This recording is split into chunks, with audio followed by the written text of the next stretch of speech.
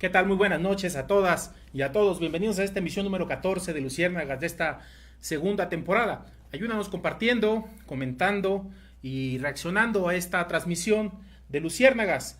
Hoy vamos a conversar con un investigador de la UNAM, un investigador que realizó un dictamen técnico acerca del nuevo aeropuerto. Él escribía: la inviabilidad ambiental del nuevo aeropuerto internacional de la Ciudad de México, con base a los siguientes elementos: la realización de una mesa técnica con miembros y asesores del grupo aeroportuario, la SCT, Semarnat, Conagua, las respuestas que recibí cuando planteé mis cuestionamientos, una visita a campo para conocer la infraestructura hidráulica, una conversación directa con los responsables del programa ambiental de la obra e información actualizada de primera mano. Por lo tanto, desde el punto de vista ambiental, su construcción debe ser evitada porque generaría daños ambientales irreversibles para toda la región. Esto escribió el doctor Fernando Córdoba Tapia en el dictamen sobre el impacto ambiental del nuevo aeropuerto internacional de la Ciudad de México. Esta noche nos acompaña el doctor Fernando, vamos a conversar con él. Ya sabes, si estás viendo esto, eres la resistencia y no estás sola. Vamos a la cortinilla y volvemos con el doctor Fernando. Luciérnagas, luciérnagas, luciérnagas. El espacio para la discusión de las ideas, para alejarnos del ruido mediático y encontrarnos entre los comunes. Si estás cansada de la desinformación, aquí tienes un espacio cada semana. Si estás viendo esto, eres la resistencia. No estás sola. C'est pas celle qui fait baver. Demande à Fable avec là comme nos semelles sur les pavés. La rage de voir nos putains través, de vivre en travers. La rage gravée depuis bien loin en arrière. La rage d'avoir grandi trop vite. Quand des adultes volent ton enfance, pas imagine un mur et un poli de la rage. Car impossible et cette paix t'en voulu la rage de voir autant de CRS armés dans nos rues.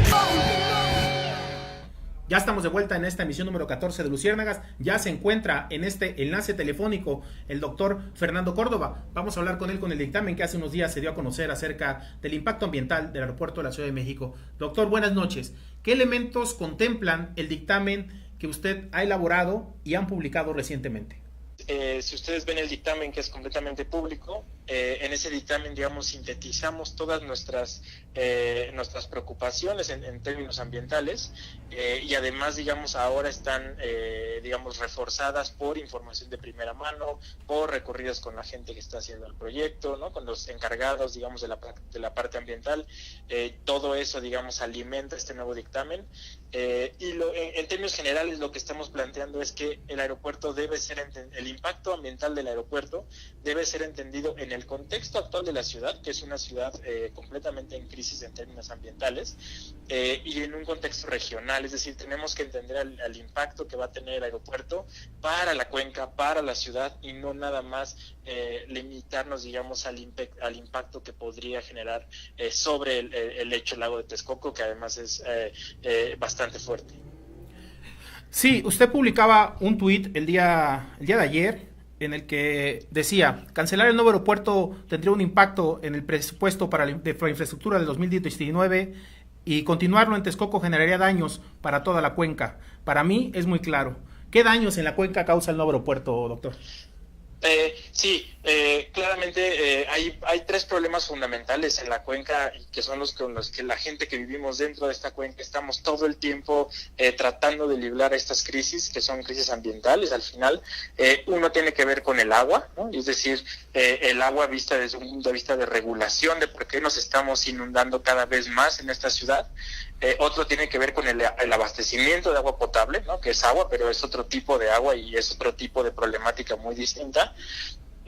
Y por otro lado tenemos que ver la contingencia en el aire, ¿no? O sea, nosotros vivimos constantemente año con año en contingencia tras contingencia por mala calidad ambiental. La cuenca del Valle de México es básicamente una cápsula, entonces cualquier emisión contaminante que se genere en la atmósfera se nos queda encapsulada acá, ¿no? Entonces ese es otro gran punto.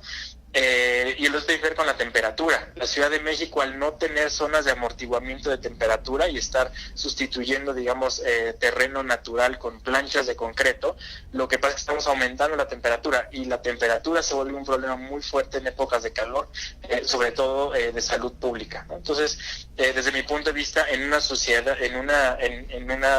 que está en una crisis constante en temas ambientales, el nuevo aeropuerto solamente viene a complicar mucho más la vida dentro de esta ciudad, y no solo por el aeropuerto como tal, sino toda, digamos, el tipo de presiones que va a generar en la región, ¿no? Nada más en la zona oriente de la ciudad, sino para la ciudad. Es una transformación a nivel regional, a nivel de cuenca, y así es como tenemos que pensar el impacto.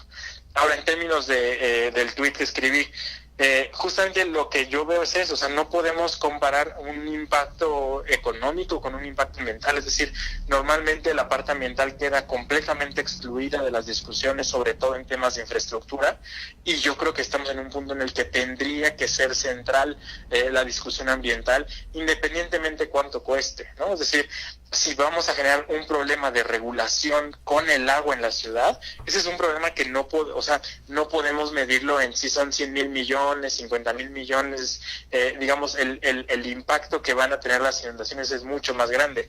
Hace un par de días hubo una lluvia fuerte en la ciudad y hubo personas muertas, por ejemplo, en la parte oriente de Chimalhuacán, justamente que son digamos, los cuerpos de agua o los ríos que naturalmente buscan desembocar en Texcoco, ¿no?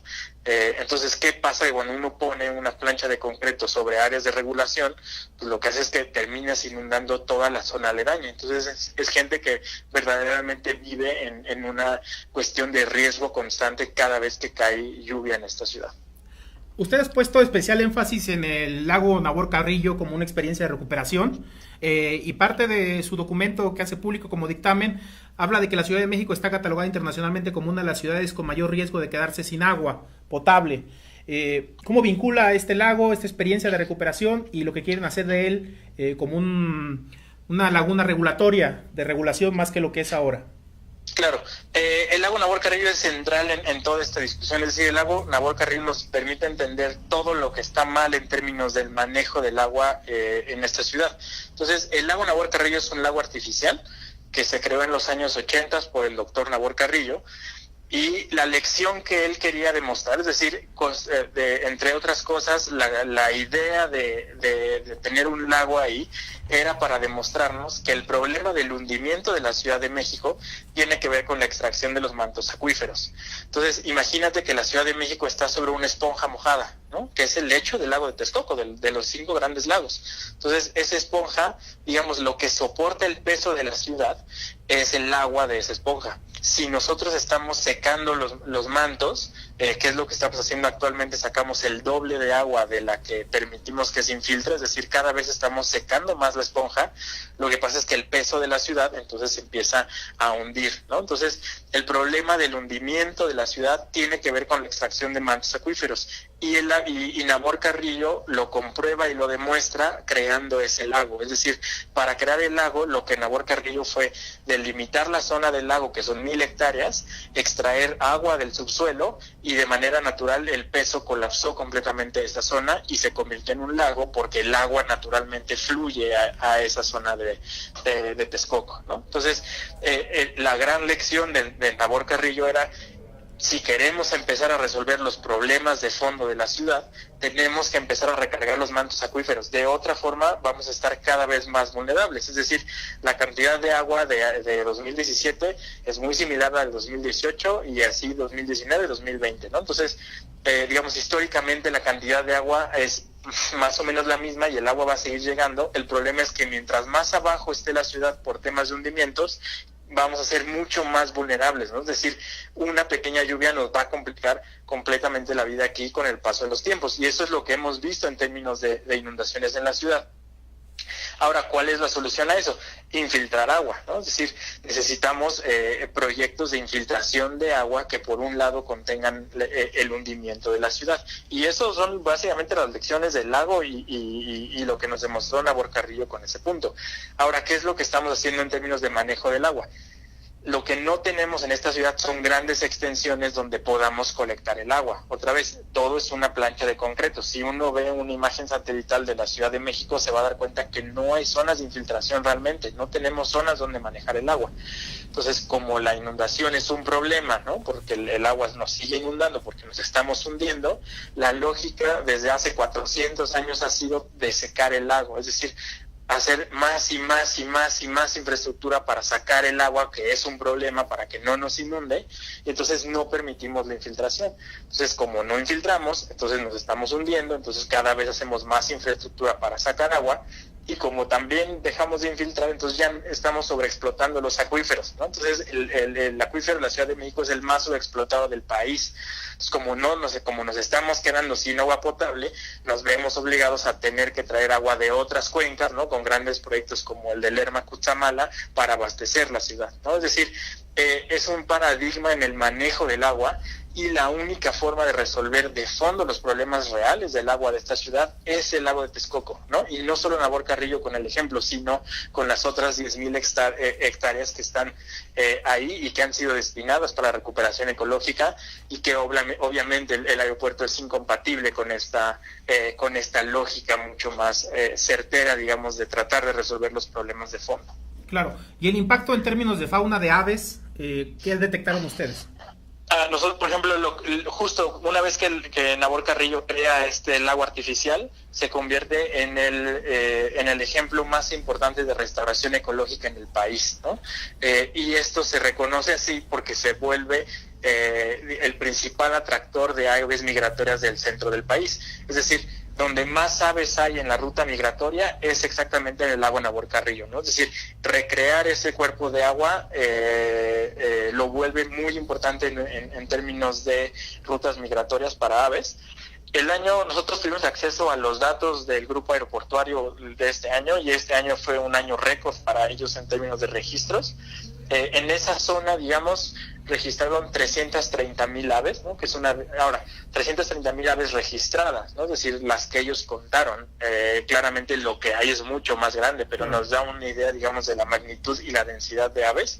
Son 330,000 aves, y de esas 310,000 eran distintas especies de pato, ¿no? El gran problema con el pato es que de esas 310,000 patos que hay en esa zona, un pato adentro de una turbina de un avión a la hora del arranque o del aterrizaje lo colapsa, pues, ¿no? O sea, es un riesgo altísimo tener un aeropuerto al lado de un lago tan importante, sobre todo de atractor de aves migratorias. Entonces, digamos, en términos internacionales, uno no debe poner un aeropuerto a menos de 8 kilómetros de una zona que atraiga aves, ¿no? Claro. En este caso, las pistas están a 2 kilómetros del lago Nabor Carrillo, ¿no? Es decir, el riesgo es altísimo de colapso, y sobre todo con ese número o esa densidad de aves es un riesgo irreversible, pues no hay forma de evitar ese riesgo. Entonces, la lógica, en lugar de decir, bueno, pues no podemos poner un aeropuerto en esta zona tan crítica para la regulación y por el riesgo, busquemos otra zona en el aeropuerto, la lógica fue la inversa: hagámoslo ahí y desequemos completamente el lago, ¿no? Y convertimos en una laguna de regulación. La laguna de regulación lo que significa es que pasaríamos de un lago permanente que tiene agua todo el año a un terreno, digamos, que va a estar seco, para que se pueda inundar cuando llueva mucho, vaya que desviar el drenaje. Entonces, no solo es desecar el lago, sino además las lagunas de regulación son de agua negra, ¿no? O sea, el lago ahorita tiene agua de buena calidad. Las lagunas de regulación es drenaje lo que se desvía. Claro. En ese sentido, no solo es la afectación que va a traer la construcción del nuevo aeropuerto, sino todo el crecimiento urbano que viene acompañado de sí. ¿Qué impacto encontraron ustedes ahí? Nosotros, por ejemplo, conocimos el pronóstico del desarrollo urbano de la zona oriente, es decir, el aeropuerto, por estar ahí, va a generar una plusvalía en los terrenos de toda esa zona aledaña, y eso invariablemente genera un aceleramiento en el crecimiento urbano, ¿no? Me parece que eran 1.300.000 personas adicionales en la zona oriente, nada más como consecuencia, digamos, de la construcción del aeropuerto, ¿no? Otra vez, hablamos de 1.300.000 personas que de dónde van a sacar agua, ¿no? O se van a asentar en terrenos muy peligrosos en términos de riesgo hídrico. Entonces, para mí, digamos, la gran pregunta del aeropuerto o del impacto ambiental es ese. ¿Cuál es el verdadero impacto que va a tener el aeropuerto? la aproximación que tenemos es la manifestación de impacto ambiental, y la revisamos con todo detalle desde hace 4 años y es completamente deficiente en este tipo de análisis, ¿no? La lógica es la inversa. En lugar de pensar cuál es el impacto real de una obra que va a tener en la ciudad, lo que hacen es tratar de fragmentar el proyecto en pequeños pedacitos. Entonces tienes muchas manifestaciones de impacto ambiental, cada una habla de cosas distintas, y entonces el impacto, digamos, se minimiza o se enmascara, ¿no? Cuando el impacto real que vamos a sufrir en la ciudad, pues es el impacto regional, es el impacto acumulado de las obras de conexión vial, de la extracción de material para la construcción, que ahora hablamos de 180 minas a cielo abierto para obtener el material para construcción, ¿no?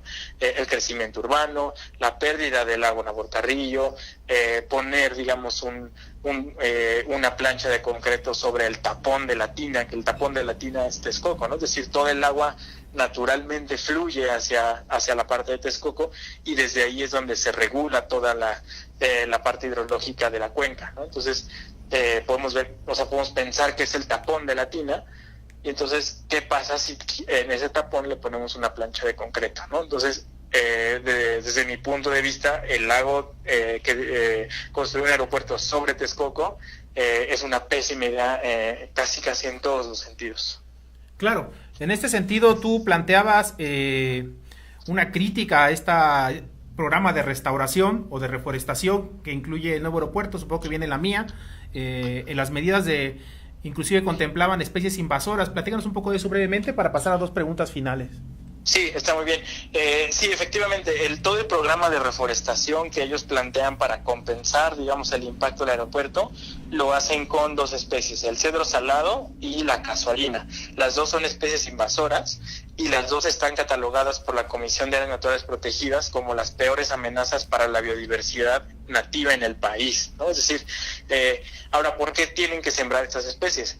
Tienen que sembrar estas especies porque son especies que toleran alta salinidad en el suelo. Entonces, si tú tienes un lago que estás desecando, esos son, sobre todo el lago de Texcoco era un lago salado, entonces tienes un suelo muy salado, entonces no tienes especies nativas, digamos, que puedan crecer sobre esas condiciones, y se ven obligados a tener que introducir especies exóticas que además son invasoras y que son reconocidas como esta gran amenaza para la biodiversidad, ¿no? Entonces, ahora, ¿cuál es la lógica detrás de eso?